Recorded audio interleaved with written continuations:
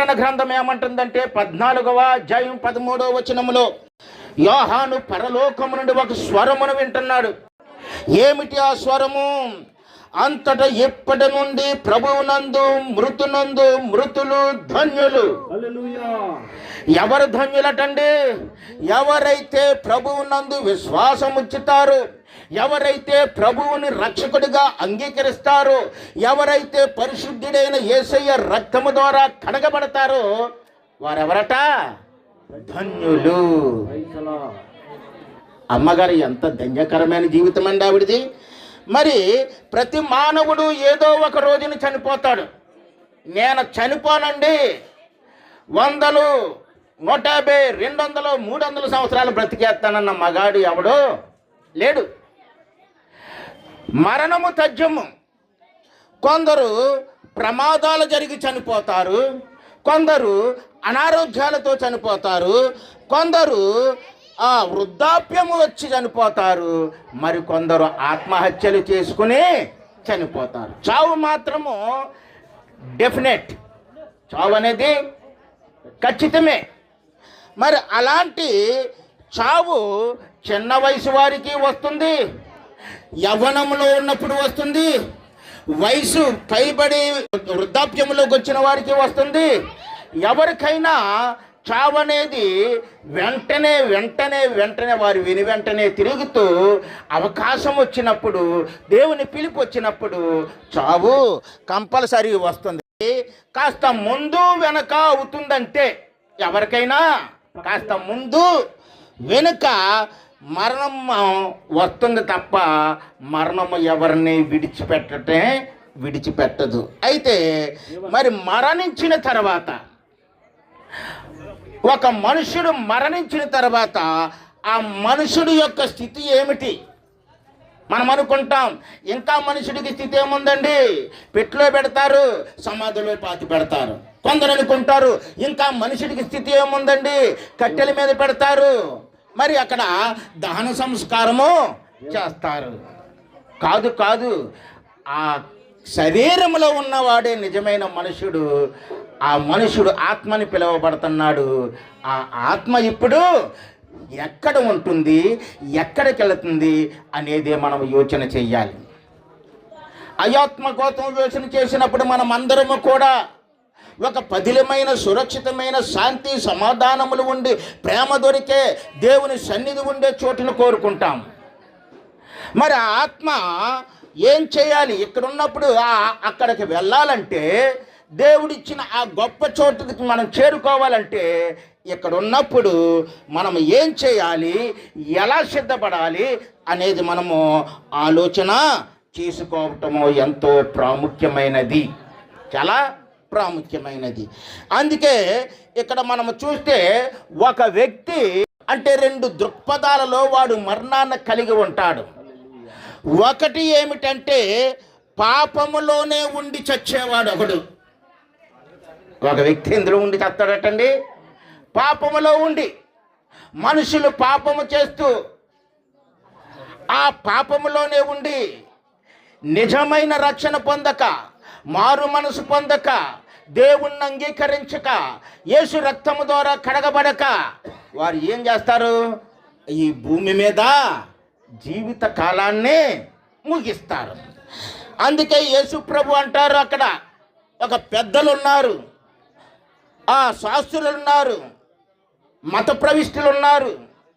వారితో అంటున్నారు, యోహాను సువార్త 8వ అధ్యాయము 24వ వచనములు అంటాడు, కాగా మీ పాపములోనే ఉండి మీరు చనిపోవుదురని మీతో చెప్పి తిని. మీరు పాపాన్ని విడిచిపెట్టడం లేదు, పాపము నుండి మళ్ళుకోవటం లేదు, దేవుని వైపు మీ హృదయాన్ని తిప్పటం లేదు. పాపములోనే ఉండి మీరు ఏమవుతారంటే చనిపోతారు. నేను ఆయననని మీరు విశ్వసించని ఎడలా మీరు మీ పాపములోనే ఉండి చనిపోవచ్చున్నారని వారితో చెప్పాను. నేను ఆయననని ఎవరు? యేసు ప్రభువు చెప్తున్నారు. వారు ఒక మెస్సయ కోసం ఎదురు చూస్తున్నారు, రక్షకుడి కోసం ఎదురు చూస్తున్నారు. వారిని విడిపించగల దేవుని యొక్క ఆ ఆ వాగ్దానం కోసం ఎదురు చూస్తున్నారు. కానీ వారు యేసు వచ్చినప్పుడు ఆ యేసును వారు నిరాకరించారు. ఈనాడు కూడా మన ప్రాంతంలో, మన దేశంలో, మనం ఉండే చోట్లలో అనేక మందికి దేవుడు వాక్య రూపముగా వెళ్తున్నాడు, దర్శన రూపముగా వెళ్తున్నాడు, అనేక మంది హృదయాలను తడుతున్నాడు. కానీ ఆ సువార్త చెబుతున్నప్పుడు, ఆ వాక్యం వింటున్నప్పుడు కొందరు అడ్డుకుంటున్నారు, తలుపులు మూసుకుంటున్నారు, వారు మనసును వెనక్కి తిప్పుకుంటున్నారు. అలాంటి వారు ఎందులో ఉండి మరణిస్తున్నారంటే పాపములో ఉండి మరణిస్తున్నారు. దేవునికి స్తోత్రం చెబుదాం. వారు పాపములో ఉండి మరణిస్తూ ఉన్నారు. కాబట్టి తామంతా పాపపు చీకటిలో ఉన్నారు. ఆ చీకటిలో ఉన్నవారు అసహ్యకరమైన చీకటి పనులే చేస్తూ ఉన్నారు తప్ప దేవుడైన పరిశుద్ధుడైన యేసు అనే వెలుగు యొద్దకు వచ్చి వారి పాపములను వదిలిపెట్టి ఆ వెలుగును ఆశ్రయించేవారు కానే కాదు. అందుకే రోమీలకి రాసిన పత్రిక 6వ అధ్యాయము 23వ వచనములో ఏమంటుందంటే ఏమంటుంది అక్కడ? పాపము వలన వచ్చు జీతము ఏమంటుందంటే ఇది మరణము. పాపం వలన వచ్చి జీతము మరణము. ఆ పాపములో ఉండి చనిపోయిన వాడికి మరణము, చచ్చిన వాడికి ఇంకా మరణం ఏంటండి? అసలైన డ్రామా ఇక్కడే స్టార్ట్ అవుతుంది. ఎప్పుడైతే ఇక్కడ నువ్వు కన్ను మూసావో, నువ్వు పైలోకములో 2 ఉన్నాయి. ఒకటి నువ్వు నెమ్మది పొందే చోటు ఉంది, ఒకటి నువ్వు యాతన పొందే చోటు ఉంది. ఎక్కడన్నా ఉంటావు, అక్కడన్నా ఉంటావు. చాలామంది ఏమంటారంటే అదేమీ లేదు, క్రైస్తవులు చెప్పేదంతా ఒట్టిదే. కాబట్టి ఈ భూమి మీద మరణించిన వారి కొరకు వాళ్ళ ఆత్మ డైరెక్ట్గా మోక్షానికి వెళ్ళాలంటే, స్వర్గానికి వెళ్ళాలంటే ఇదిగో ఇక్కడ మేము కొన్ని కర్మఫలాలు చేస్తాం, పూజలు చేస్తాం. ఈ పూజలు కర్మఫలాలు చేస్తే అది వారికి తాకి అక్కడ చిక్కడిపోయాడు కదా, ఎక్కడో వాడిని లోపలికి దోస్తుంది స్వర్గంలోకి అంటారు. ఎంత మాత్రమో ఇక్కడ నుండి అది అక్కడికి వెళ్ళటము ఇది, అక్కడ తొయ్యటము జరగదు, స్వర్గంలోకి పోవటము జరగదు. నువ్వు ఈ భూమి మీద ఉన్నప్పుడే నీ పాపములను ఒప్పుకొని మారు మనసు పొంది యేసు వైపు తిరిగి రక్షణ పొందితే ఈనాడు చిట్టమ్మ గారు ఉన్నట్టే నువ్వు ప్రభువుని సన్నిధిలో ఉంటావు. దేవునికి స్తోత్రము కలుగును గాక. అంటే మనము పాపములో ఉండి మరణించేవారిగా మనం ఎవరము లేము, ఉండము కూడా. ఇక రెండవది ఏమిటి అంటే రెండవది ఏమిటి? ఆ క్రీస్తు నందుండి, ప్రభువు నందుండి, ప్రభువు ఇచ్చిన రక్షణ పొంది మరణించేవాళ్ళు. రెండవది ఏంటండి? 2 మరణాలని చెప్పాను. పాపములో ఉండి మరణించిన వాడు. రెండోవాడు ఎవడు? ప్రభువు ఇచ్చిన రక్షణ పొంది మరణించినవాడు. ఈ ప్రభువు ఇచ్చిన రక్షణ పొంది మరణించిన వారు ఏం చేస్తారంటే వారు ప్రభువు సన్నిధికి, ఆయన ప్రేమలోనికి తీసుకోబడతారు. అందుకే మనుషులొక్క మారే మృతి చెందవలనని హెబ్రీయులకు రాసిన పత్రిక 9వ అధ్యాయము 27వ వచనములో చెప్పబడుతుంది. ఏమంటుంది అక్కడ? మనుషులొక్కసారే మృతి పొందాలట. మృతి పొందిన తర్వాత మరలా మనకు ఒక టెక్నిక్ ఏం చెప్తూ ఉంటుంటారంటే, లేదు అదేమీ లేదు, మనిషి పుట్టాడంటే మరలా వాడికి బోల్డని జన్మలు ఉంటాయి. ఏ కుక్కగానో వాడు చేసిన కర్మను బట్టి, ఏ నక్కగానో, అధమంగా ఏ పురుగుగానో పుడతారు అంటారు. వాక్యం ఏమంటుంది? అలాంటివి ఏముండో. నువ్వు ఒక్కసారే పుట్టావు, ఒక్కసారే ఇక్కడ చనిపోయి మరలా రెండో మరణానికో, రెండవ జీవానికో నువ్వు అక్కడికే వెళ్తున్నావు. దేవునికి స్తోత్రము కలుగును గాక. కాబట్టి ఈ అగ్నిగుండాన్ని తప్పించుకోవడానికి మరి మనము ప్రయత్నము చేయాలి. ప్రభు ఒక ఉపమానము చెబుతున్నారు. ఆయన చెబుతున్న ఉపమానం ఏమిటంటే లాజరు ధనవంతుడు యొక్క ఉపమానం. ధనవంతుడు, నా ప్రాణమా తినుము తాగుము సుఖించుము, దేవుడు ఎవరున్నారు? No god. అంతా మనమే, అంతా మనదే, అంతా మనకే అనే ఆ ఊహలో జీవించాడు. ఒకానొక దినమున మరణించాడు. ఈ మరణించిన ఈ ధనవంతుడు ఎక్కడికి పోయాడటండి? ఆ అగ్నిగుండంలోనికి పోయాడు. ఆ మరుసటి రోజునే ఎవరు ఆ ధనవంతుడి ఇంటి దగ్గర ఆ మెతుకులు ఏరుకొని రొట్టె ముక్కలు ఏరుకొని బ్రతుకుతున్న లాజరు చనిపోయాడు. ఈ లాజరు ఎక్కడున్నాడట? అబ్రహాము రొమ్మున ఉన్నాడు. అనగా దేవుడు ఇచ్చే విశ్రాంతి పరదైసు అనే చోట్లో ఉన్నాడు. పరదేశ్ అనే చోట్లో ఉన్నాడు. కాబట్టి ఈ పరదేశ్ అనే ఈ చోట్లో నెమ్మది ఉంది, విశ్రాంతి ఉంది. మరి ఇప్పుడు చిట్టమ్మ గారు ఎక్కడున్నారట?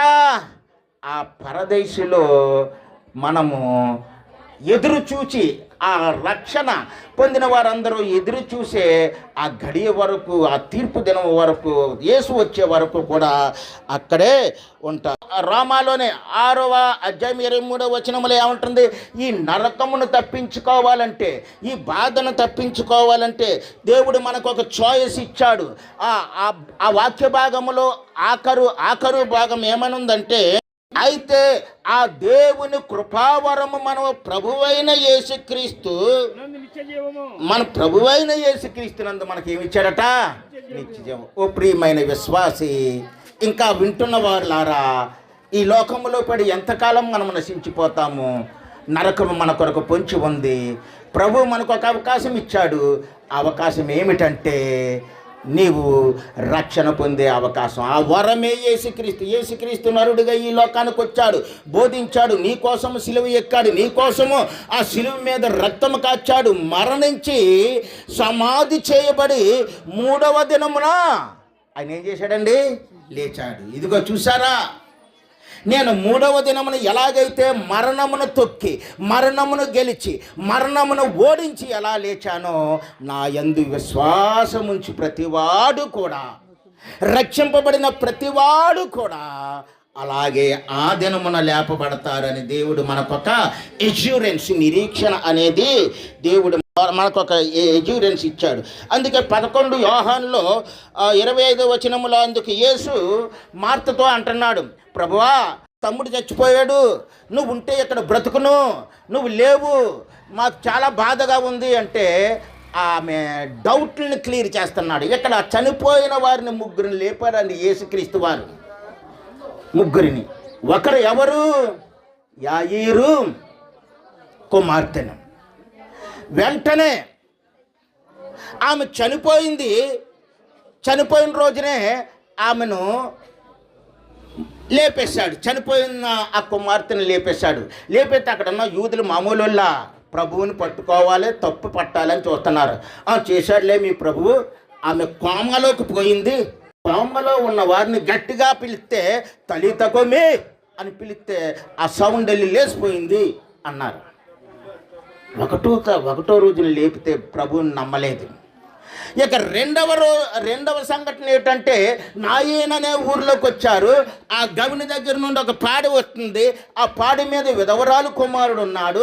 మరుసటి రోజు సమాధి చేయడానికి తీసుకుని వెళ్తున్నారు. 2వ రోజు సమాధి దొడ్డులోకి తీసుకెళ్తున్నారు. ఇందాకేమో 1వ రోజు కోమలో ఉందన్నారు. ఇప్పుడు 2వ రోజుని ఆయన దగ్గరికి వెళ్ళి పాడి ముట్టి ఆ చనిపోయిన ఆ కుమారుని బ్రతికించాడు యేసు ప్రభు. బ్రతికింతే అక్కడ ఉన్న వాళ్ళు అంటున్నారు కదా, మీ యేసు ప్రభు గొప్పోడే, ఎవరైనా చనిపోయి ఉంటే మా ఇండియాలోలాగే అక్కడ పాలస్తీనా దేశంలో కూడా వారి ఆత్మ 3 రోజులు అలా తిరుగుతూ ఉంటారు. నువ్వు ఎప్పుడైతే అక్కడికి వచ్చావో ఆ కుర్రోడు ఆత్మ ఆటోమేటిక్గా గాల్లోకి వచ్చేసింది అన్నారు. అది నమ్మలేదు.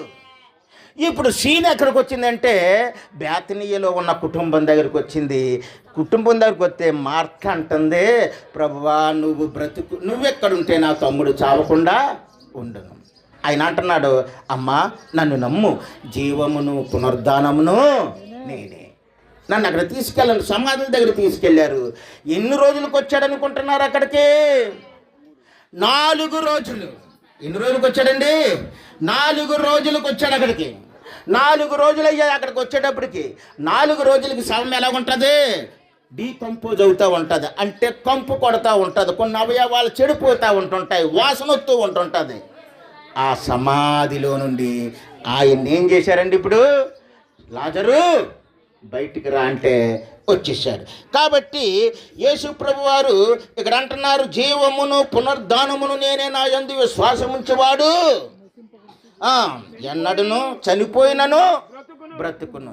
మరి చిట్టమ్మ గారు అనే ఈ తల్లి గారు ప్రభువునందు విశ్వాసం ఉంచారు. మనకంటే ఏమనుకుంటున్నామంటే ఆవిడ చనిపోయింది అనుకుంటున్నాం.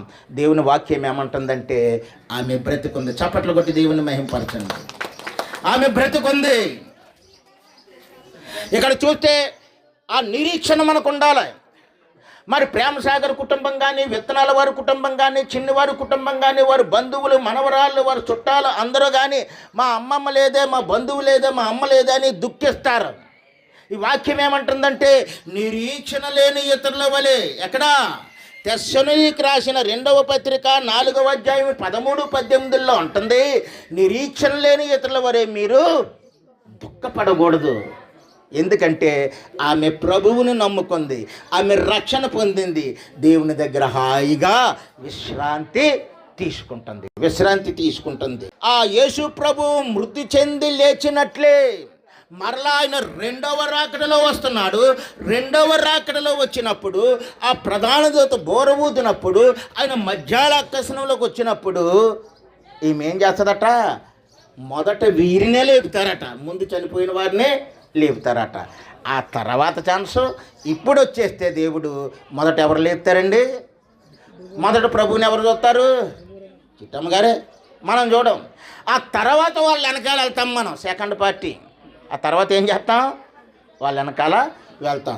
కాబట్టి ఈ మాటలను బట్టి ఆ కుటుంబము ఎవరు, సాగర్ కానీ, జసుబా కానీ, వారు మేరీ రత్నం గారు కానీ, వీరందరూ కూడా, వారి పిల్లలు కూడా ఒకరినొకరు ఆదరించుకోవాలి.